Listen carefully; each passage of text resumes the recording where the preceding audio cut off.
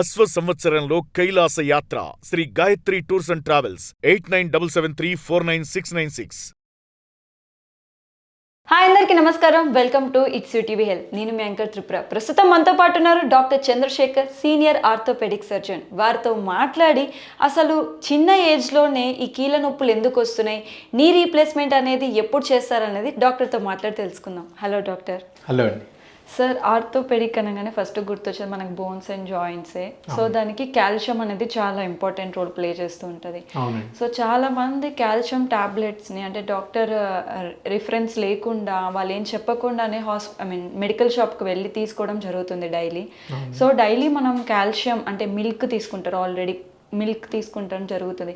So excess calcium అనేది మన బోన్స్కి కరెక్టా కాదా సార్? ఎప్పుడైనా ఎనీ సప్లిమెంట్ ఇన్ ఎక్సెస్ మంచిది కాదండి. ఓకే, సో ఇప్పుడు ప్రిస్క్రిప్షన్ లేకుండా ఓవర్ ద కౌంటర్ తీసుకోవడం అనేది మంచి ఐడియా కాదు. Okay, in general calcium requirement మనకి డైలీ అవసరం ఉంటుంది. అప్ టు అంటే అది ఏజ్ని బట్టి ప్లస్ మేలా ఫీమేల్ అన్న దాన్ని బట్టి కూడా ఉంటుంది అనమాట. ఓకే, ఇన్ జనరల్ ఫీమేల్స్కి అయితే కాల్షియం రిక్వైర్మెంట్ కొంచెం ఎక్కువగా ఉంటుంది. అండ్ ఎస్పెషలీ పోస్ట్ మీనోపాజ్ అంటే పీరియడ్స్ ఆగిపోయాక ఏదైతే ఆ ఏజ్ గ్రూప్లో ఉంటారో విమెన్, ఆ టైం అప్పుడు ఎక్కువ కాల్షియం రిక్వైర్మెంట్ ఉంటుంది. అట్ ద సేమ్ టైం విమెన్లోన డ్యూరింగ్ ప్రెగ్నెన్సీ అండ్ లాక్టేషన్ అప్పుడు కూడాను కాల్షియం రిక్వైర్మెంట్ ఎక్కువగా ఉంటుంది అనమాట. సో మనము ఎక్కువగా కాల్షియం తీసుకోవడం వలన అంటే డైలీ రికమెండెడ్ డోస్ కన్నా ఎక్కువ తీసుకుంటే ఏమవుతుంది, సో కిడ్నీస్ మీద ఎక్కువ బర్డన్ పడుతుంది అనమాట. So that is one thing. ఇంకొకటి హైపర్ క్యాల్సిమియా అని అంటాం. టూ మచ్ ఆఫ్ కాల్షియం ఉంటే ఏమవుతుంది అంటే ఒకసారి స్టోన్స్ ఫామ్ అవడం, సో ఇలాంటి కిడ్నీ స్టోన్స్, సో ఇలాంటివి ఫామ్ అవడం జరుగుతుంది అనమాట. So at the same time too much of calcium in the blood is not good thing అనమాట. ఎందుకంటే హార్ట్ ఫంక్షన్కి కూడా కాల్షియం అవసరం అనమాట. సో ఓవర్ ద కౌంటర్ అంటే దానికి ఏమి రెగ్యులేషన్ లేకుండా కాల్షియం తీసుకోవడం అనేది ఖచ్చితంగా మంచి ఐడియా కాదు. సో ఎప్పుడైనా డాక్టర్ని కన్సల్ట్ చేశాక అప్పుడు వాళ్ళ రిక్వైర్మెంట్ని బట్టి ఆ డాక్టర్ గారు ప్రిస్క్రైబ్ చేసిన డోస్లోనే తీసుకుంటే మంచిది ఎప్పుడైనా. ఓకే, అంటే మనకి కాల్షియం మెడికల్ షాప్లో డోస్ వైజ్ మనకి దొరుకుతుందా సార్? ఎగ్జాక్ట్లీ, అందులో కాల్షియంలో డిఫరెంట్ వెరైటీస్ ఉంటాయి అన్నమాట. కాల్షియం కార్బోనేట్ అని, కాల్షియం సిట్రేట్ అని, మ్యాలియేట్ అని, ఇట్లా డిఫరెంట్ వెరైటీస్లో ఉంటాయి calcium. Plus at the same time dose కూడా డిఫరెంట్గా ఉంటుంది అనమాట. ఫర్ ఎగ్జాంపుల్ నార్మల్గా కాల్షియం రిక్వైర్మెంట్ ఏంటంటే around 750 milligrams to 1 gram per day ఉంటుంది. అదే ప్రెగ్నెన్సీ అప్పుడు, లాక్టేషన్ అప్పుడు, లేకపోతే పోస్ట్ మినోపాజ్ అయితే 1.5 grams per day ఉంటుంది. ఓకే, ఫుడ్ పరంగా ఇఫ్ యూ టేక్ ఇట్ మనకి అంత డోస్ అందదు. సో జనరల్గా ఎంతమంది రోజు మిల్క్ తీసుకుంటారు అండ్ ఎంతమంది రెగ్యులర్గా మనకి అవసరమైన అంటే కాల్షియం ఎక్కువగా ఉన్న ఫుడ్ ఐటమ్స్ తీసుకుంటారు, దట్ ఈస్ డౌట్ఫుల్. సో ఇప్పుడు ఎస్పెషల్లీ ఇప్పుడు ఫాస్ట్ ఫుడ్ ఏరియాలోన so lot of these nutrients వెళ్ళిపోతున్నాయి అనమాట. సో అందుకే రిక్వైర్మెంట్ ఖచ్చితంగా ఎక్కువగా ఉంటుంది. కాకపోతే స్పెసిఫిక్ సిచ్యువేషన్స్ ఇందాక చెప్పినట్టుగా అలాంటి సిచ్యువేషన్స్లో మాత్రం ఎక్స్ట్రా సప్లిమెంట్స్ అనేది అవసరం. అది కూడాను ఆఫ్టర్ కన్సల్టింగ్ విత్ డాక్టర్ ఆ డోస్ డిసైడ్ చేసుకుని తీసుకుంటే బెటర్ ఎప్పుడైనా. సార్, ఇప్పుడు లైక్ ప్రెజెంట్ జనరేషన్ ఎవరైతే ఉన్నారో మీన్ ఓల్డ్ ఏజ్ అంటే కొంచెం ఏజ్ వచ్చిన వాళ్ళకి బోన్స్ అనేది పెయిన్ రావడం ఇట్స్ కామన్. బికాజ్ వాళ్ళు ఏజ్ అయిపోవడం వల్ల, గుజ్జు తగ్గిపోవడం వల్ల, అలా జరగడం వల్ల పెయిన్స్ అనేది వస్తుంది, జాయింట్ పెయిన్స్ అనేది. బట్ ఇప్పుడు యంగర్ ఏజెస్లోనే జాయింట్ పెయిన్స్ అనేది ఎక్కువ కేసెస్ చూస్తూ ఉన్నాం. సో మెయిన్ రీజన్స్ ఏమై ఉంటుంది సార్? అదే ఈ జాయింట్ పెయిన్స్ అనేవి రకరకాలుగా ఉంటాయిలేండి. కొంతమంది ఇప్పుడు మీరు బోన్ పెయిన్స్ అన్నారు. ఫస్ట్ మనం గుర్తించాల్సింది ఏంటంటే bone pain different, joint pain different. Joint అన్నది ఏంటంటే రెండు ఎముకల్ని కలిపే ఒక జంక్షన్ అనమాట, that is the joint. Bone pains కి కారణం ఏమిటంటే బోన్ లో వీక్నెస్. అండ్ బోన్ లో వీక్నెస్ ఎందుకు వస్తుంది? కాల్షియం తగ్గడం వలన. అండ్ కాల్షియం మెటబాలిజం అని అంటాము. అది దానికి కొన్ని ఎలిమెంట్స్ ఇంపార్టెంట్, అందులో ముఖ్యమైనది vitamin D. So vitamin D వల్లనే మనకి మనం తిన్న ఆహారంలో వచ్చే కాల్షియం అబ్జార్బ్ అవుతుంది మన శరీరంలోకి. విటమిన్ డి డెఫిషియన్సీ ఉందనుకోండి, మనం ఎంత కాల్షియం తీసుకున్నా అది అబ్జార్బ్ కాదు, మన శరీరానికి అందదు. శరీరానికి అందకపోతే ఆబ్వియస్లీ బోన్కి కూడాను ఆ కాల్షియం అన్నది అడిక్వేట్ డోస్లో అందదు అనమాట. సో చాలా సార్లు ఈ బోన్ పెయిన్స్ రావడానికి కారణం ఏంటంటే విటమిన్ డి డెఫిషియన్సీ, సరైన అడిక్వేట్ ఎలిమెంట్స్ అందకపోవడం అనమాట. విటమిన్ కే ఇవన్నీ కూడా అవసరం కాల్షియం సరిగ్గా వర్క్ చేయడానికి. ఓకే, సో ఈ బోన్ పెయిన్స్ కారణం mainly vitamin D deficiency and osteopenia అంటాం. దానివల్ల బోన్ స్ట్రెంగ్త్ తగ్గిపోవడం. జాయింట్ పెయిన్స్ అన్నవి అరుగుదల వలన వస్తాయి, లేదంటే కొన్ని స్పెసిఫిక్ కండిషన్స్ ఉన్నాయి. కీళ్ళవాతం అంటారు, రుమటైడ్ ఆర్థరైటిస్, లేకపోతే గౌట్ అని అంటాం, హై యూరిక్ యాసిడ్ ఉండడం వల్ల కూడా. యూరిక్ యాసిడ్ ఎక్కువగా ఎందుకు పెరుగుతుంది అని అంటే too much of protein intake, too much of junk food and refined sugars తీసుకోవడం వలన ఆ యూరిక్ యాసిడ్ మెటబాలిజం డిస్టర్బ్ అయ్యి ఆ యూరిక్ యాసిడ్ క్రిస్టల్స్ లాగా మైక్రో క్రిస్టల్స్ ఉంటాయి, అవి జాయింట్లో డిపాజిట్ అవడం వలన వాళ్ళకి జాయింట్ పెయిన్స్ కూడా వస్తుంటాయి. ఇవి కాకుండా ఎక్కువగా జాయింట్ పెయిన్స్ ఎందుకంటే lack of exercises, strengthening exercises చేయలేదనుకోండి, ఫర్ ఎగ్జాంపుల్ మసిల్ స్ట్రెంగ్త్ సరిగ్గా లేదనుకోండి, జాయింట్ మీద లోడ్ ఎక్కువ పడుతుంది. ఎప్పుడైనా సెడెంటరీ లైఫ్ స్టైల్ మంచిది కాదు జాయింట్కి. ఎక్కువగా కూర్చొని ఉండడం వల్ల ఏమవుతుందని అంటే మసిల్ స్ట్రెంగ్త్, మసిల్ టోన్ తగ్గిపోయి జాయింట్ మీద స్ట్రెస్ ఎక్కువ పడి దానివల్ల కూడా జాయింట్ పెయిన్స్ వస్తుంటాయి. ఓకే సార్, ఇప్పుడు అంటే రీసెంట్ టైమ్స్లో మనం వింటూ ఉన్నాం సార్, ఈ సోషల్ మీడియాలోనే ఎక్కువ దీన్ని అడ్వర్టైజ్ చేస్తూ ఉన్నారు. లైక్ మీకు మోకాలు నొప్పి ఉందా, జస్ట్ రండి ఒక ఇంజెక్షన్తో ఫ్యూ అవర్స్లో మీ మోకాలు నొప్పి పోతుంది అని చెప్పేసి అడ్వర్టైజ్మెంట్స్ మనం చూస్తూ ఉన్నాము. నిజంగా మన యొక్క నీ పెయిన్కి జస్ట్ ఒక ఇంజెక్షన్ చాలా సార్, అంటే అంత ఈజీగా ఈ ప్రాబ్లమ్ సాల్వ్ అయిపోతే ఇంత చదవాల్సిన అవసరం లేదు మేము. ఓకే, సో ఈ ఎంత టెక్నాలజీ అంతా పెరిగినా మన బాడీ బయాలజీని మనం రెస్పెక్ట్ చేయాలి. ఓకే, సో ఎందుకంటే చాలాసార్లు చాలా కండిషన్స్కి మన బాడీని రిపేర్ చేసుకుంటుంది అనమాట. కాకపోతే కొన్ని స్పెసిఫిక్ ఇష్యూస్ ఉంటాయి. ఫర్ ఎగ్జాంపుల్ జాయింట్లోన గుజ్జు అన్నది చాలా ముఖ్యమైన పదార్థం. అది జాయింట్కి కుషన్ లాగా పనిచేస్తుంది. దీన్ని కార్టిలేజ్ అని అంటాం మెడికల్ టర్మ్స్లోన. ఈ కార్టిలేజ్కి ఏంటంటే ఒక స్పెసిఫిక్ గుణం ఉంది, దానికి సరైన ఒక రక్త సరఫరా ఉండదు. ఏ వాస్కులర్ స్ట్రక్చర్ అంటాము, ఏ న్యూరల్ అంటే దానికి నరాల సప్లై కూడాను ఉండదు, అండ్ ఏ లింఫాటిక్ అనమాట, లింఫాటిక్ సిస్టమ్ అని ఉంటుంది. సో ఈ గుణాలు ఉండడం వలన ఆ కార్టిలేజ్ ఎప్పుడైనా ఒకసారి దెబ్బతిందనుకోండి, అది మళ్ళీ పెరిగే ఇది ఉండదు అనమాట. ఈ కార్టిలేజ్లోన 2 రకాల కార్టిలేజ్లు ఉంటాయి అనమాట. ఓకే, టైప్ 2 అంటే cartilage in the sense collagen is a building block అనమాట. ఓకే, సో ఫైబ్రో కార్టిలేజ్ అన్నది రిపేర్ అయ్యే కార్టిలేజ్. ఎప్పుడైనా కార్టిలేజ్కి డ్యామేజ్ అయింది అనుకోండి, ఫైబ్రో కార్టిలేజ్ లాగా ఫామ్ అవుతుంది కానీ బట్ ఒరిజినల్ కార్టిలేజ్ ఎప్పటికీ ఫామ్ అవ్వదు. ఈ ఫైబ్రో కార్టిలేజ్కి ఒరిజినల్ కార్టిలేజ్కి ఉన్న స్ట్రెంగ్త్ ఉండదు అనమాట. సో చాలా మంది ఇప్పుడు అడ్వర్టైజ్ చేస్తున్నారు ఏంటంటే మోకాల్లో ఇంజెక్షన్ చేసేస్తే మళ్ళీ ఆ గుజ్జు పెరిగిపోతుందని. గుజ్జు పెరగడానికి దానికి కెపాసిటీ ఉండాలి కదా. సో ఏవైనా మనం ఇంజెక్షన్స్ చేస్తే అందులో రకరకాల ఇంజెక్షన్లు ఉన్నాయి, కొన్ని టెంపరీ మెజర్స్ అనమాట. ఫర్ ఎగ్జాంపుల్ స్టెరాయిడ్ ఇంజెక్షన్స్ ఒక్కోసారి కొన్ని సందర్భాల్లో చేయాల్సి వస్తుంది. అదేంటంటే ఇన్ఫ్లమేషన్ తగ్గిస్తుంది, అంతేగాని గుజ్జు మళ్ళీ పెరగడం అన్నది సాధ్యం కాదు సైంటిఫిక్గా అయితే. ఎందుకంటే దానికి లోపల నుంచి ఆ కెపాసిటీ ఉండదన్నమాట. మనం దాన్ని ఎంత మనము స్టిమ్యులేట్ చేయడానికి ట్రై చేసినా సరే, మనం ఇప్పుడు పిఆర్పి అని రకరకాల ఇంజెక్షన్స్ వచ్చాయి, స్టెమ్ సెల్స్ అని, ఇవన్నీ. ఓకే, సో ఇవన్నీ ఇంకా ప్రిలిమినరీ స్టేజ్, ఇంకా ఎక్స్పెరిమెంటల్ స్టేజ్లో ఉన్నాయి ఇవి. ఓకే, సో దీనికి లాంగ్ టర్మ్ బెనిఫిట్ కానీ ప్రూఫ్ కానీ ఎక్కడా లేదు, ప్రపంచంలో ఎక్కడా లేదనమాట. సో ఇంజెక్షన్ చేస్తే పని చేసిన వాళ్ళు ఉన్నారు, బహుశా అది కొంచెం ప్లాసిబో ఎఫెక్ట్తో పని చేయొచ్చు. సో మనకి ఇంజెక్షన్ చేసాం కదా, ఇంత డబ్బు పెట్టాం కదా, పని చేస్తా సైకలాజికల్ దీంతో దే ఫీల్ బెటర్. బహుశా వాళ్ళకి కొన్నాళ్ళు వెయిట్ చేసి ఉంటే దానంతరం అది కూడా తగ్గిపోతుంది అనమాట. కొన్ని స్పెసిఫిక్ కండిషన్స్ ఉన్నాయి, స్పోర్ట్స్ ఇంజరీస్ అయ్యి ఒక పర్టికులర్ ఏరియాలోనే కొంచెం గుజ్జు డ్యామేజ్ అయ్యి, అలాంటి వాటిలో ఏమైనా పని చేస్తే పని చేయొచ్చు టు సమ్ ఎక్స్టెంట్. బట్ అరుగుదల అయిపోయిన జాయింట్ని మళ్ళీ ఒరిజినల్ దీనికి తేవడం అనేది జస్ట్ ఇంజెక్షన్స్ ద్వారా అయితే సాధ్యం కాదు ఇది. ఓకే, సార్ ఇప్పుడు మీరు చెప్పారు కదా సార్, ఆ గుజ్జు అనేది క్యూషన్ లాగా పనిచేస్తుంది అని చెప్పేసి, సో అది తగ్గిపోవడానికి రీజన్ ఏమై ఉంటుంది? దాన్ని ఒకవేళ మనం న్యాచురల్గానే బుల్ చేసుకోవాలంటే ఎటువంటి కేర్ తీసుకోవాలి సార్? షూర్. మన శరీరంలో ఉన్న అన్ని అవయవాలు కూడాను విత్ ఏజ్ కొన్ని మార్పులకి గురవుతుంటాయి అనమాట. ఫర్ ఎగ్జాంపుల్ స్కిన్లో టోన్ తగ్గిపోతుంది, హెయిర్ కలర్ మారిపోతుంది, ఓకే, బోన్స్లో స్ట్రెంగ్త్ తగ్గిపోతుంది. సేమ్ అదే విధంగా కూడాను కార్టిలేజ్లో కూడాను కొన్ని చేంజెస్ వస్తాయి. అందులో ఉన్న వాటర్ కంటెంట్ కానీ, అందులో బేసిక్ బిల్డింగ్ బ్లాక్స్ ఏవైతే ఉంటాయో న్యాచురల్గానే విత్ ఏజ్ చేంజ్ అవుతుంటాయి అనమాట. అది ఒక్కొక్కరికి ఒక్కొక్క శరీర తత్వం బట్టి ఒక్కొక్కరికి ఒకలా ఉంటుంది. కొంతమందికి ముందే అవుతుంది, కొంతమందికి లేట్గా జరుగుతుంది. బట్ కొంచెం చేంజ్ అన్నది మాత్రం అది ఇన్ఎవిటబుల్ అది.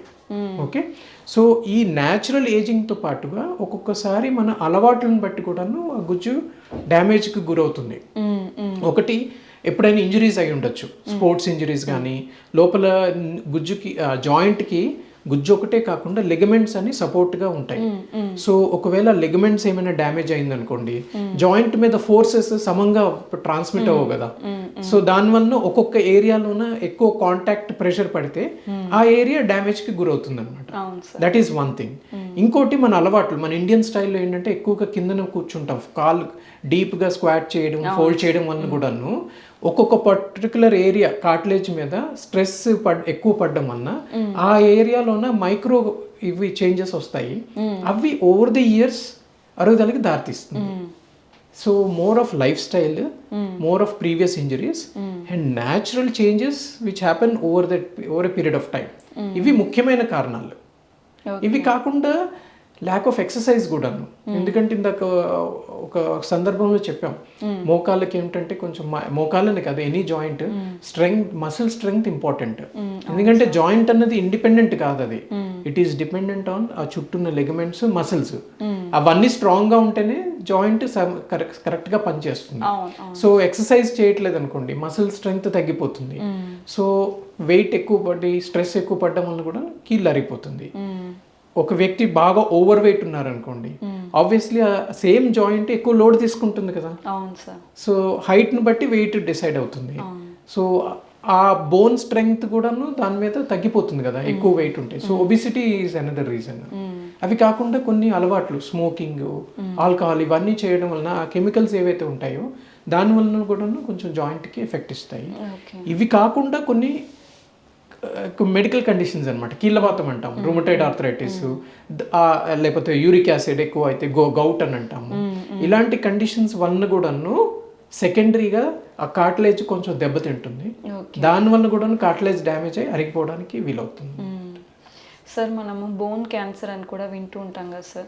సో అసలు బోన్ క్యాన్సర్ అంటే ఏంటి? అంటే క్యాన్సర్ వచ్చేక ముందు మనకి ఏమైనా సిమ్టమ్స్ చూపిస్తుందా బోన్ క్యాన్సర్ వచ్చేక ముందు? మన బాడీలో ఏ పార్ట్ అయినా సరే క్యాన్సర్కి గురవ్వచ్చు.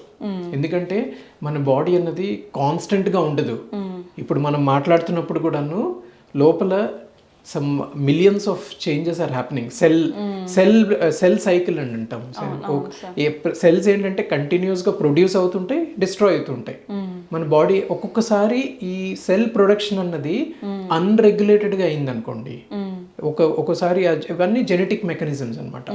సో అవి ఏమైనా డిస్టర్బ్ అయినప్పుడు అన్రెగ్యులేటెడ్ గ్రోత్ ఉంటే ఆ పర్టికులర్ టిష్యూ అన్నది కంటిన్యూస్గా గ్రో అయ్యి క్యాన్సర్ అని అంటాము.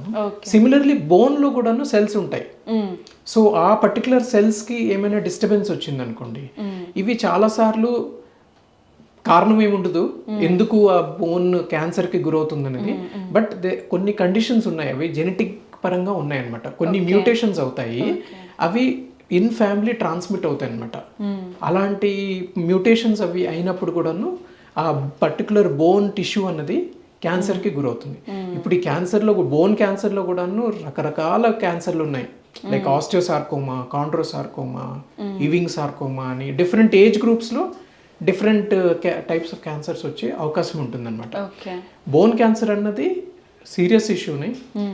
జనరల్గా ఎప్పుడైనా దాన్ని గుర్తించడం అన్నది అంత ఈజీ కాదు.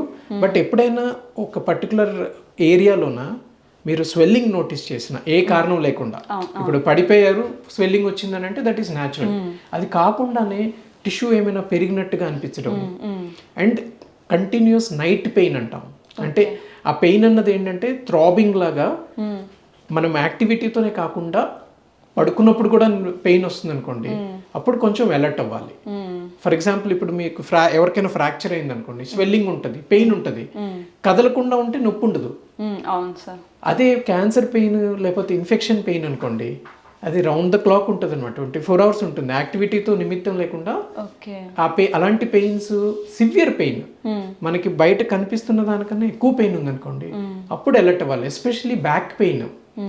చాలా సార్లు బ్యాక్ పెయిన్ ఏంటంటే సైలెంట్ గా ఉంటుంది అది. సో అందుకే బ్యాక్ పెయిన్ ఎప్పుడూ అశ్రద్ధ చేయకూడదు. ఎందుకంటే ఈ బోన్ క్యాన్సర్ అన్నది ఒక్కొక్కసారి అది ప్రైమరీ ఉంటుంది. ప్రైమరీ అంటే బోన్ నుంచే వచ్చిన క్యాన్సర్. బట్ ఇంకొక ప్రాబ్లం ఏంటంటే బోన్ క్యాన్సర్లో ఉన్న సెకండరీ క్యాన్సర్ అని అంటాం. ఫర్ ఎగ్జాంపుల్ ఒకే వ్యక్తికి వేరే క్యాన్సర్ ఉందనుకోండి, ఫర్ ఎగ్జాంపుల్ లివర్ క్యాన్సర్ లేకపోతే ఇంకా సమ్ అదర్ లంగ్ క్యాన్సర్ ఉందనుకోండి, అది ఈజీగా బోన్కి స్ప్రెడ్ అయ్యే ఛాన్స్ ఉంటుంది అనమాట. స్పెసిఫిక్గా ఈ క్యాన్సర్స్ ఏంటంటే వెన్నుపూస ఎముకలకి స్ప్రెడ్ అవుతాయి, స్పైన్లోన. సెకండరీ క్యాన్సర్ అంటాం దాన్ని, మెటాస్టాసిస్ అని అంటాం. సో బోన్ అన్నది very common site for metastasis. Metastasis అంటే త్రూ బ్లడ్ ఆ క్యాన్సర్ స్ప్రెడ్ అయ్యి బోన్లో డిపాజిట్ అవుతుంది అన్నమాట. Okay sir. అంటే ఇప్పుడు క్యాన్సర్, ఇప్పుడు నార్మల్ క్యాన్సర్ అనుకోండి స్టేజెస్ వైజ్గా ఉంటుంది, అలానే బోన్ క్యాన్సర్ కూడా స్టేజెస్ వైజ్ ఉంటుందా? ఏ స్టేజ్ వరకు మనం క్యూర్ చేసే ఛాన్స్ ఉంటుంది సార్? యా ఖచ్చితంగా స్టేజెస్ ఉంటాయి అవి. ఓకే, సో అది ఎనీ లైక్ వేరే క్యాన్సర్స్ లాగానే బోన్ క్యాన్సర్ని కూడా మనం ఎంత త్వరగా డిటెక్ట్ చేస్తే అంత మంచిది. మళ్ళీ క్యాన్సర్లో 2 వెరైటీస్ ఉంటాయి, బినైన్, మ్యాలిగ్నెంట్ అని. బినైన్ అంటే అది స్ప్రెడ్ అవ్వనిది, లోకల్ గానే ఆ బోన్ ఏంటంటే అది డ్యామేజ్ చేస్తుంది. సో బోన్ అంతా చిన్న డొల్లలాగా అయిపోతుంది. కామన్ గా జాయింట్ సెల్ ట్యూమర్ అని అంటాం, వన్ ఆఫ్ ది కామనెస్ట్ ఇవి. లేకపోతే బోన్ సిస్ట్స్ అని ఉంటాయి, ఇవన్నీ హార్మ్లెస్, కాకపోతే బోన్ అన్నది వీక్ అయిపోతుంది. బట్ ప్రాణానికి అంత రిస్క్ ఉండదు. కాకపోతే ఇంకా కొన్ని వేరే క్యాన్సర్స్ ఉన్నాయి, అవి కొంచెం లేట్గా డిటెక్ట్ చేసామనుకోండి, అప్పుడు ప్రాణాంతకం అవుతాయి అవి. ఫర్ ఎగ్జాంపుల్ ఆస్టియోసార్కోమా అని అంటాము, అది కామన్ బోన్ క్యాన్సర్. అన్ఫార్చునేట్లీ ఇది కొంచెం యంగ్ పీపుల్కే ఎఫెక్ట్ చేస్తుంది ఎక్కువగా, 2nd, 3rd డెకేడ్లోనే. అండ్ ఈ క్యాన్సర్ అన్నది ఆ బోన్ వరకు పరిమితం అయితే ట్రీట్మెంట్ అన్నది ఈజీ. కాకపోతే ఇవి చాలాసార్లు ఏంటంటే మనం అశ్రద్ధ చేసి డిలే చేసామనుకోండి, లంగ్స్కి స్ప్రెడ్ అయ్యే ఛాన్స్ ఉంటుంది అనమాట, అప్పుడు సీరియస్ అయిపోతుంది అది. సో ఇలాగ రకరకాల క్యాన్సర్స్ ఉన్నాయి, depends on type of cancer and stage, దాన్ని బట్టి మనము అవుట్కమ్ డిసైడ్ చేయొచ్చు. ఓకే సార్, నీ రీప్లేస్మెంట్స్ అనేది జరుగుతూ ఉంటాయి కదా సార్, ఎలాంటి సిచ్యువేషన్లో నీ సర్జరీ జరగడం స్టార్ట్ అవుతుంది? అంటే ఒక పేషెంట్ మీ దగ్గరికి నీ పెయిన్తో వచ్చినప్పుడు ఏ స్టేజ్లో ఉన్నప్పుడు రీప్లేస్మెంట్కి మీరు సజెస్ట్ చేస్తారు సార్? రైట్, మంచి క్వశ్చన్. ఎందుకంటే ఇప్పుడు చాలా కామన్ అయిపోయింది నీ రీప్లేస్మెంట్ అన్నది. మోకాలు నొప్పి అనగానే రీప్లేస్మెంటా అన్న ఒక డౌట్ సామాన్య ప్రజల్లో ఉంటుందన్నమాట. కాకపోతే అది కరెక్ట్ కాదు. ఓకే, సో అది స్టేజెస్ని బట్టి ఉంటుందన్నమాట. ఇప్పుడు ఫర్ ఎగ్జాంపుల్ గుజ్జు అరిగిపోవడం గురించి ఇందాక మాట్లాడుకున్నాము. సో అది డిఫరెంట్ స్టేజెస్లో పాస్ అవుతుంది, స్టేజ్ 1, స్టేజ్ 2 అట్లాగా. జనరల్లీ స్టేజ్ 1, స్టేజ్ 2 ఉన్న వాళ్ళకి రీప్లేస్మెంట్ అవసరం ఉండదు. ఎందుకనంటే అంత సివియర్గా అరిగిపోలేదు, ప్లస్ సిమ్టమ్స్ కూడా అంత బ్యాడ్గా ఉండవు. ఇన్ కేస్ స్టేజ్ 1, స్టేజ్ 2లో ఉండి సివియర్ పెయిన్ అని కంప్లైంట్ చేస్తున్నారంటే దానికి ఇంకా వేరే ఏమైనా కారణం ఉండొచ్చు అంత పెయిన్ రావడానికి. సో అలాంటి వాళ్ళకి మనం రీప్లేస్మెంట్ చేసినా వాళ్ళకి బెనిఫిట్ ఉండదు, సాటిస్ఫాక్షన్ ఉండదు అనమాట. సో రీప్లేస్మెంట్ అన్నది ఫైనల్ ట్రీట్మెంట్ ఆప్షన్. ఎవరికైతే కీళ్ళు కంప్లీట్గా అరిగిపోతుందో, మోకాల గురించి స్పెసిఫిక్గా మాట్లాడితే, అండ్ వేరే ట్రీట్మెంట్స్ అన్నీ ట్రై చేసి అవి కూడా సరిగ్గా పని చేయనప్పుడు రీప్లేస్మెంట్కి జనరల్గా అడ్వైజ్ చేస్తాము. బై అండ్ లార్జ్ మనము బిలో 60 years యూజువలీ అవాయిడ్ చేస్తాం. ఎందుకనంటే ఇది ఎప్పుడైనా దేవుడిచ్చిన కీళ్ళే బెస్ట్ కీళ్ళు. ఓకే, మనం ఎంత రీప్లేస్ చేసినా దానికి ఫైనైట్ లైఫ్ స్పానే ఉంటుంది. ఇప్పుడు మనం వరల్డ్ వైడ్ మనం లిటరేచర్ కానీ రిజల్ట్స్ చూసుకుంటే యూజువలీ 10 to 15 years లైఫ్ ఇస్తాము ఈ రీప్లేస్మెంట్కి. సో ఫర్ ఎగ్జాంపుల్ ఎవరికైనా 40 ఏళ్ళకే మనం రీప్లేస్మెంట్ చేసామనుకోండి, వెరీ గుడ్ ఛాన్స్ వాళ్ళు 50-55 అయ్యేసరికి మళ్ళీ దాన్ని రివైజ్ చేయాల్సిన అవసరం పడవచ్చు. మళ్ళీ ఆ ఓల్డ్ రీప్లేస్మెంట్ మనం చేసిన రీప్లేస్మెంట్ తీసేసి కొత్త రీప్లేస్మెంట్ మళ్ళీ మార్చాల్సిన అవసరం పడవచ్చు. 55కి రివిజన్ అయింది అనుకోండి, ఇంకో 10 yearsకి ఇంకో థర్డ్ ఆపరేషన్ అయిపోతుంది. సో వీలైనంత వరకు యంగ్ పేషెంట్స్లో అవాయిడ్ చేస్తామన్నమాట. కొన్ని స్పెసిఫిక్ సిచ్యువేషన్స్లో 50 to 60 వాళ్ళకి కూడాను చేయాల్సి వస్తుంది. ఎందుకంటే వాళ్ళ కీళ్ళు ఎంతగా అరిగిపోతుందని అంటే వాళ్ళు ఇంకా నడవలేరు. సో ఫస్ట్ డిక్టమ్ ఏమిటంటే ఎక్స్రే పిక్చర్ కన్నా పేషెంట్కి ఎంత నొప్పి ఉంది అండ్ ఈ కండిషన్ వలన వాళ్ళ డే టు డే యాక్టివిటీస్కి ఎంత ఆటంకం కలుగుతుందన్న దాన్ని బట్టి డిసైడ్ చేస్తాం రీప్లేస్మెంట్ అవసరమా లేదా అన్నది. సో జనరల్గా 60+ వాళ్ళకైతే ideal age group, 6th decade, 7th decade, okay, 5th decade specific కండిషన్స్లోన, 8th డెకేడ్లో కూడా చేసుకోవచ్చు. కాకపోతే పేషెంట్ ఫిట్నెస్ని బట్టి ఉంటుంది. వాళ్ళకి వేరే మెడికల్ ప్రాబ్లమ్స్ కూడా ఉంటాయి కాబట్టి కేర్ఫుల్గా ఇండివిజువలైజ్ చేసి పేషెంట్ కరెక్ట్గా సెలెక్ట్ చేసుకొని వాళ్ళకి రీప్లేస్మెంట్ సరిపోతుందా, కరెక్ట్ అవునా కాదా, అప్రోప్రియేట్ అవునా కాదా అనేది డిసైడ్ చేయాలి. So end stage arthritis with significant limitation of day to day activities, అప్పుడు రీప్లేస్మెంట్ చేస్తే సాటిస్ఫాక్టరీ అవుట్కమ్ ఉంటుంది. సార్ నార్మల్గా రోడ్ యాక్సిడెంట్ జరిగినప్పుడు కొంతమంది జస్ట్ ఫ్రాక్చర్ అయ్యి వస్తారు, కొంతమందికి ఆల్మోస్ట్ మొత్తం క్రాష్ అయిపోతుంది సార్, మొత్తం బోన్ అంతా అయిపోతుంది. సో అలా మొత్తం బోన్ అంతా పోయిన వాళ్ళకి మీరు ఎలా ట్రీట్ చేస్తారు సార్? అంటే ఇప్పుడు ఈ రోడ్ యాక్సిడెంట్స్ అనేది మన చేతిలో ఉండదు, ఆ టైంకి ఇంపాక్ట్ని బట్టి ఆ పర్టికులర్ ఫ్రాక్చర్ అవుతుంది. సింపుల్ ఫ్రాక్చర్స్ అయితే వాటిని ఫిక్స్ చేస్తాం అన్నమాట. ఓకే, చాలాసార్లు ఇవి ఏంటంటే అవుట్కమ్ అన్నది ఒకటి సివియరిటీ ఆఫ్ ఫ్రాక్చర్ అంటే ఎన్ని పీసెస్ అయిపోయిందన్న దాన్ని బట్టి ఉంటుంది. ఇంకోటి మెయిన్ అది క్లోజ్డ్ ఇంజరీనా ఓపెన్ ఇంజరీ అని. చాలాసార్లు స్కిన్ కూడా కట్ అయిపోతుంది కదా, సో స్కిన్ కట్ అయినప్పుడు ఏమవుతుందని అంటే ఇన్ఫెక్షన్ ఛాన్సెస్ ఎక్కువ ఉంటాయి. ఓకే, సో కొన్ని సిచ్యువేషన్స్లో ఏంటంటే లింబ్ని మనం సేవ్ చేయగలము, ఒకసారి సేవ్ చేయలేము. దానికి వేరే స్కోరింగ్ సిస్టమ్ ఉంటుంది, మెస్ స్కోర్ అని అంటాం దాన్ని. సో ఒకవేళ దానికి ఫ్రాక్చర్తో పాటుగా బ్లడ్ సప్లై కూడా డిస్టర్బ్ అయింది అనుకోండి, అంటే క్రష్ అయిపోవడం వలన, సో అలాంటప్పుడు ఆ లింబ్ సాల్వేజ్ అన్నది అంత వీలు పడదు. ఓకే, వీలైనంత వరకు లింబ్ని సేవ్ చేయడానికి ట్రై చేస్తాం ఫ్రాక్చర్ అయినా సరే. ఓకే, బాగా నుజ్జు అయిపోయి ముక్కలు అయిపోయింది అనుకోండి, దాన్ని మనం రిటైన్ చేయడం కూడా వీలు పడదు అనమాట. టెంపరీ మెజర్గా అంటే బేసికలీ ఫస్ట్ దీనికి ఒక ప్రోటోకాల్ ప్రకారంగా మనం ట్రీట్ చేయాలి. యాక్సిడెంట్ అయినప్పుడు ఎప్పుడైనా life is more important than a limb. వాళ్ళకి లైఫ్ థ్రెటనింగ్ ఇంజరీస్ ఉన్నాయనుకోండి, వాటిని మనం ఫస్ట్ అడ్రస్ చేస్తామన్నమాట. ఫర్ ఎగ్జాంపుల్ బ్రెయిన్ ఇంజరీ కానీ, చెస్ట్ ఇంజరీ, లేకపోతే లోపల పొట్టలో ఉన్న అవయవాలకి ఏమైనా డ్యామేజ్ అయ్యాయి అనుకోండి, వాటికి ఫస్ట్ ప్రయారిటీ ఇచ్చి, లింబ్కి ఏమిటంటే అదంతా పేషెంట్ రికవర్ అయిన తర్వాత ప్రాణానికి రిస్క్ లేదన్నప్పుడు limb salvage. Life salvage is more important than limb salvage. అది మేక్ సెన్స్, అంతే కదా. సో మనకి లైఫే లేనప్పుడు లింబ్ ఇంకేముంది కదా. సో లింబ్ సాల్వేజ్లోనే ఏంటంటే సింపుల్ ఫ్రాక్చర్స్ అనుకోండి, మనం పేషెంట్ ఎప్పుడు ఫిట్ అయితే అప్పుడు ఆ ఫ్రాక్చర్ని ఫిక్స్ చేస్తాం. ఫర్ ఎగ్జాంపుల్ బోన్ బాగా క్రష్ అయిపోయింది, చాలా డ్యామేజ్ అయింది అనుకోండి, అలాంటప్పుడు టెంపరీగా మనం ఏంటంటే ఆ లింబ్ని స్టెబిలైజ్ చేయడానికి ఎక్స్టర్నల్ ఫిక్సేటర్ అని ఉంటుంది. అంటే బయట నుంచి పిన్స్ లాగా వేసి స్టెబిలైజ్ చేస్తాం అనమాట. ఒకటి దాని వలన పెయిన్ రిలీఫ్ ఉంటుంది, ప్లస్ టిష్యూస్ హీల్ అవడానికి కొంచెం హెల్ప్ చేస్తుంది అనమాట. ఇండివిజువల్ కేసుని బట్టి వీ హ్యావ్ టు డిసైడ్ అనమాట. సో ఎక్స్టర్నల్ ఫిక్సేటర్ ముందు వేసాక టిష్యూస్ అన్నీ కొంచెం హీల్ అయిన తర్వాత డెఫినెటివ్ ఫిక్సేషన్ అనమాట. అంత బ్యాడ్ ఫ్రాక్చర్ ఉన్నప్పుడు ఖచ్చితంగా మనము సర్జరీ చేసి ఫిక్స్ చేయాల్సిందే. స్టెబిలిటీ లేకపోతే బోన్ అతకదు. కొన్ని సందర్భాలు ఏమవుతుందంటే బోన్ లాస్ ఉంటుంది. బోన్ లాస్ ఉంటే దానికి వేరే రకమైన ట్రీట్మెంట్స్ ఉన్నాయి. అది కూడా ఎక్స్టర్నల్ ఫిక్సేటర్, ఎలిజరో ఫిక్సేటర్ అని అంటాము. సో ఈ ఫిక్సేటర్ వేయడం వలన ఏమవుతుంది అంటే ఒకటి స్టెబిలిటీ వస్తుంది, ఏమైనా బోన్ లాస్ ఉందనుకోండి బోన్ ట్రాన్స్పోర్ట్ చేసుకోవచ్చు. ఫర్ ఎగ్జాంపుల్ లెగ్లోన బోన్ ఫ్రాక్చర్ అయిపోయింది, మధ్యలో ఒక సెగ్మెంట్ ఆఫ్ బోన్ మిస్సింగ్ అనుకోండి ఫ్రాక్చర్ వలన కానీ, లేకపోతే అది ఏమైనా బాగా డ్యామేజ్ అయిపోయింది అనుకోండి, ఆ సెగ్మెంట్ తీసేస్తాం మనం. తీసేసి ఆ బోన్ని పైన కిందన రింగ్ ద్వారా ఫిక్స్ చేసేసి దాన్ని మనం ట్రాన్స్పోర్ట్ చేసుకోవచ్చు. ఓకే, డిస్ట్రాక్షన్ ఆస్టియోసింథసిస్ అని అంటాం మెడికల్ టర్మ్స్లో. అంటే ఏంటంటే బోన్ని ఒక పద్ధతి ద్వారా స్లోగా దాన్ని ఎక్స్పాండ్ చేసినట్టుగా అనమాట. ఎక్కడైతే మనం ఆ బోన్ని ఎక్స్పాండ్ చేస్తున్నామో ఆ ఏరియాలో మన బాడీ న్యూ బోన్ ఫామ్ చేస్తుంది అనమాట, రీజనరేట్ అంటాము. సో దాని ద్వారా మనము ఆ లాస్ అయిన బోన్ని మళ్ళీ మనము కలపొచ్చు. కాకపోతే ఇవన్నీ లెంగ్తీ ప్రాసెస్, ఆల్మోస్ట్ 1 year అట్లా పడుతుంది ఒక్కోసారి ఆ టోటల్ మళ్ళీ లెంగ్త్ రావడానికి కానీ ఆ బోన్ లాస్ని మళ్ళీ పూడ్చడానికి. ఒక్కొక్కసారి బోన్ అతకపోవచ్చు, ఎందుకంటే ఇనీషియల్ ట్రామా వలన ఆ బోన్లో ఉన్న రక్త సరఫరా డిస్టర్బ్ అవుతుంది.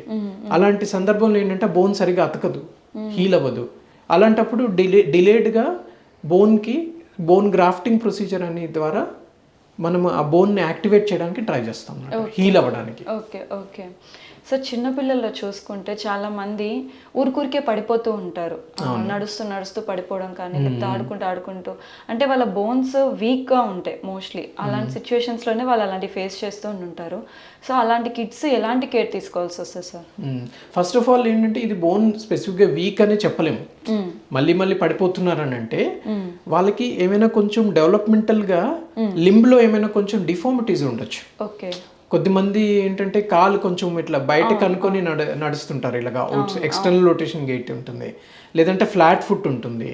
ఓకే, సో అలాంటివి ఏమైనా ఉన్నాయా లేదనేది ఫస్ట్ మనం రూల్ అవుట్ చేసుకోవాలి.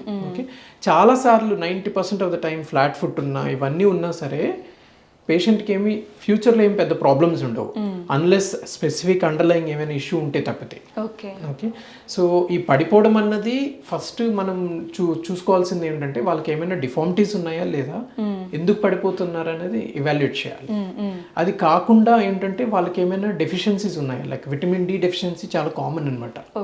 సో పడిపోవడం వలన తరచూ ఫ్రాక్చర్స్ అయితే మాత్రం that has to be evaluated properly. ఎందుకు అలా ఫ్రాక్చర్స్ అవుతున్నాయి? చిన్న ఫాల్కి జనరల్గా ఫ్రాక్చర్ అవ్వకూడదు. కొన్ని కంజెనిటల్ కండిషన్స్ ఉన్నాయి, అంటే పుట్టుకతోనే వస్తుంటాయి. బ్రిటిల్ బోన్స్ అంటాం, బ్రిటిల్ బోన్ డిసీజ్ అని అంటాం. అలాంటి కండిషన్ ఉందా లేదన్నది మనం రూల్ అవుట్ చేసుకోవాలి. సో అలాంటి ప్రాబ్లం ఏమైనా ఉంటే దాన్ని అప్రోప్రియేట్గా ట్రీట్ చేయొచ్చు. ఓకే. సో నార్మల్గా ఫ్రాక్చర్స్ అయినప్పుడు కొంతమంది పేషెంట్స్కి రాడ్స్ వేయడం జరుగుతుంది సార్. సో రాడ్స్ వేసినప్పుడు ఎంత టైం లోపల రిమూవ్ చేసేయాలి? కొంతమంది ఇయర్స్ ఆఫ్ రాడ్స్ అలానే ఉంచుకుంటూ ఉంటారు. సో ఎంత టైం వరకు మనం రాడ్ని పెట్టుకోవాల్సి వస్తుంది సార్? ఫస్ట్ ఆఫ్ ఆల్ అడల్ట్స్లోనైతే ఒకసారి ఇంప్లాంట్ మనము ఇన్సర్ట్ చేసిన తర్వాత రొటీన్గా తీయాల్సిన అవసరం అయితే లేదు. అది పేషెంట్కి సైకలాజికల్ ఉంటుంది, లోపల ఏదైనా మెటల్ ఉంది అన్న భయం తప్పితే. ఇన్ జనరల్ ఏంటంటే ఆ రాడ్ వలన తనకి ఏ రకమైన ప్రాబ్లం లేదనుకోండి. ఫర్ ఎగ్జాంపుల్ కొన్ని చోట్లలో ఏంటంటే ఆ స్క్రూస్ కానీ అవి కొంచెం ప్రామినెంట్గా ఉంటాయి. కొన్ని ఏరియాస్ మన బాడీలో ఎస్పెషల్లీ మోకాళ్ళ చిప్ప దగ్గర కానీ, లేకపోతే ఎల్బో దగ్గర ఒలిక్రెన్ అని అంటాం, అలాంటి దగ్గర వైర్లు వేసేటప్పుడు ఒక్కోసారి, లేకపోతే క్లావికల్ కాలర్ బోన్ దగ్గర ఎక్కువ సాఫ్ట్ టిష్యూ కవరేజ్ ఉంటుంది కదా, అలాంటి ఏరియాస్లోన మనకి ఆ రాడ్ వలన ఏమైనా స్కిన్ ఇరిటేషన్ కానీ ఇంకా వేరే రకమైన ప్రాబ్లమ్స్ అవి ఉంటే అప్పుడు తీయాలి. Okay, so by and large రొటీన్గా అయితే తీయాల్సిన అవసరం లేదు. It's a patient choice and individual decision అనమాట. ఆ పర్టికులర్ ఏరియాలో ఫర్ ఎగ్జాంపుల్ గ్రోయింగ్ చిల్డ్రన్లో వేసామనుకోండి implants, better to remove it. ఎందుకంటే ఒక్కోసారి అది గ్రోత్ డిస్టర్బ్ చేయొచ్చు. ప్లస్ ఇంకోటి ఏంటంటే చిన్నపిల్లల్లో ఏంటంటే పెరిగే వయసు కాబట్టి తర్వాత ఒకవేళ తీయాల్సిన అవసరం పడినా ఆ లోపల బరీ అయిపోతుంది కాబట్టి తీయడం అనేది ఇంపాసిబుల్ అయిపోతుంది. అదే అడల్ట్స్ అనుకోండి, ఒక హైట్ వచ్చేసాక ఇంకా బోన్ పెరగదు, లెంగ్త్ పెరగదు కదా, సో అలాంటప్పుడు ఉంచేసినా ఏం కాదు అవి. Okay, so by and large రొటీన్గా అయితే అవసరం లేదు. ఒకవేళ తీయించుకోవాలన్నా సరే మనకి ఫస్ట్ ఆఫ్ ఆల్ మనము ఫ్రాక్చర్ అతికిందా లేదన్నది నిర్ధారణ చేసుకోవాలి. ఎందుకంటే బేసికలీ ఆ రాడ్ వేసింది ఏంటి, ఆ ఫ్రాక్చర్ అతకడానికే కదా. సో మినిమం ఒక 1 to 1.5 year టైం ఇస్తామన్నమాట. ఎందుకంటే ఫ్రాక్చర్ హీలింగ్ అన్నది ఇట్స్ ఎ కంటిన్యూస్ ప్రాసెస్. మనకి హీలింగే కాకుండా ఆ తర్వాత కన్సాలిడేషన్, రీమోడలింగ్ ప్రాసెస్ అని ఉంటుంది ఫ్రాక్చర్కి. అది ఆల్మోస్ట్ 1 to 1.5 year అవుతుంది. ఏజ్ని బట్టి, ఫ్రాక్చర్ నేచర్ని బట్టి, ఏ ఏరియాలో ఫ్రాక్చర్ అయిందన్న దాన్ని బట్టి హీలింగ్ టైం ఉంటుంది. It varies from anywhere from 6 weeks to 6 months ఉంటుంది, depending on the site and age of the patient and general condition. So అందుకే మనము మినిమం ఒక 1 to 1.5 year టైం ఇచ్చేసుకుంటే సేఫ్గా ఆ టైంలో తీసుకోవచ్చు ఒకవేళ ఇంప్లాంట్ తీయాలన్నా సరే.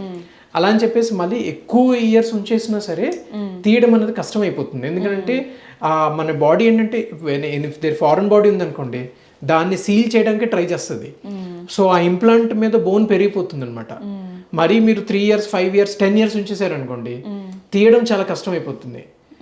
ఇంప్లాంటేషన్ ఈజీనే, తీయడం అంత ఈజీ జాబ్ కాదు ఇది. ఇంప్లాంట్స్ ఒక్కోసారి ఇప్పుడు కొత్త రకాల ఇంప్లాంట్స్ వచ్చాయి అనమాట, అందులో లాకింగ్ స్క్రూస్ అని ఉంటాయి. అవి ఒక్కోసారి చాలా కష్టం కూడా తీయాలన్నా, ఒకసారి ఫెయిల్ అవుతాం, we have to give up. అన్నిసార్లు ఇంప్లాంట్స్ ఎంత ఈజీగా రావు. So last and final question sir, ఇప్పుడు ఒక పేషెంట్కి ఒకవేళ రీప్లేస్మెంట్ జరిగినా కానీ లేదా ఏదైనా సర్జరీ జరిగితే ఎలాంటి కేర్ తీసుకోవాల్సి వస్తుంది అండ్ క్యూర్ అవ్వడానికి ఎన్ని మంత్స్ ఆఫ్ టైం పడుతుంది సార్? అంటే జనరల్గా మనం చూస్తుంది knee replacement, hip replacement.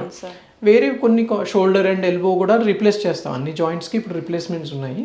But most common ఏంటంటే నీ, next common is hip. Okay, so ఈ రీప్లేస్మెంట్ చేశాక పేషెంట్కి by and large almost every case unless ఏదైనా కాంప్లెక్స్ కేసెస్ అయితే తప్పితే రొటీన్ రీప్లేస్మెంట్ తర్వాత general recovery period is about 6 to 8 weeks అనుకోవచ్చు. ఓకే, సో నడవడానికి వెంటనే వీలు పడుతుంది. విదిన్ 4 to 6 hours యాక్చువల్గా వాళ్ళు నిలబడచ్చు వాళ్ళ కాళ్ళ మీద. అండ్ బై నెక్స్ట్ డే నడవచ్చు, ఫ్యూ స్టెప్స్ కూడా తీసుకోవచ్చు. అండ్ ఇండివిజువల్ కేసుని బట్టి రీహాబిలిటేషన్ అనమాట, నీ ఫోల్డింగ్ కానీ ప్లస్ ఎక్సర్సైజెస్ కానీ స్లోగా స్టార్ట్ చేస్తాం అన్నమాట. సో సర్జరీ ఎంత ఇంపార్టెంటో తర్వాత రీహాబిలిటేషన్ కూడా అంతే ఇంపార్టెంట్. అది పర్సన్కి కొంచెం డిఫరెంట్గా ఉంటుంది, వాళ్ళ మోటివేషన్ బట్టి ఉంటుంది, పెయిన్ని బట్టి ఉంటుంది, పెయిన్ టాలరెన్స్ని బట్టి ఉంటుంది. But usually 6 to 8 weeks period అప్పుడు వాళ్ళు most of the normal activities resume చేసుకోవచ్చు. Okay, thank you so much sir, thank you so much. Thank you.